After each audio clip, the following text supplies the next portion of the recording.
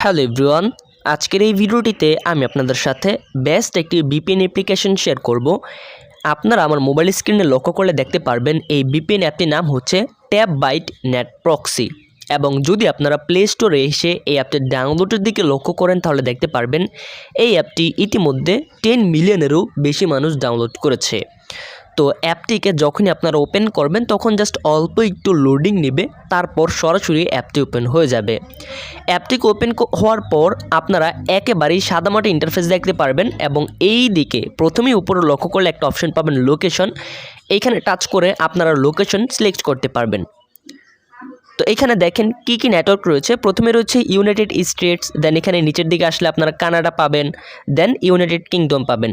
এই তিনটা কান্ট্রি রয়েছে, আপনারা এই তিনটা কান্ট্রির স্মার্ট সার্ভে পাবেন। স্মার্ট সার্ভার পাবেন। এখানে লেখা রয়েছে স্মার্ট কানেক্ট ফাস্টার সার্ভার। তো এখান থেকে জাস্ট ব্যাক বাটনে টাচ করার পর ট্যাপ টু কানেক্ট এই বাটনে যখনই আপনারা টাচ করবেন তখন এরকম পারমিশন চাইলে যখনই আপনারা পারমিশনটাকে অ্যাকসেপ্ট করবেন তখনই কিন্তু এখানে লক্ষ্য করলে দেখতে পারবেন আপনাদের ভিপিএনটি কানেক্টিং হবে। তারপর এখানে লক্ষ্য করলে দেখতে পারবেন ভিপিএনটি কানেক্টেড হয়ে গিয়েছে এবং আপনি 1 ঘন্টা এই ভিপিএনটি ফ্রিতে ব্যবহার করতে পারবেন। এবং যদি এখান থেকে ক্লিক করে একটা অ্যাড দেখেন সেক্ষেত্রে আরও 90 মিনিট আপনি এই ভিপিএনটিকে ইউজ করতে পারবেন।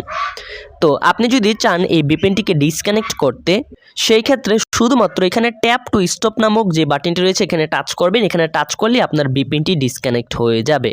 সো আপনারা যারা মোবাইলে বিভিন্ন প্রয়োজনে ভিপিএন ইউজ করতে চান তারা চাইলে TapByte Net Proxy ভিপিএনটিকেও ইউজ করে দেখতে পারেন।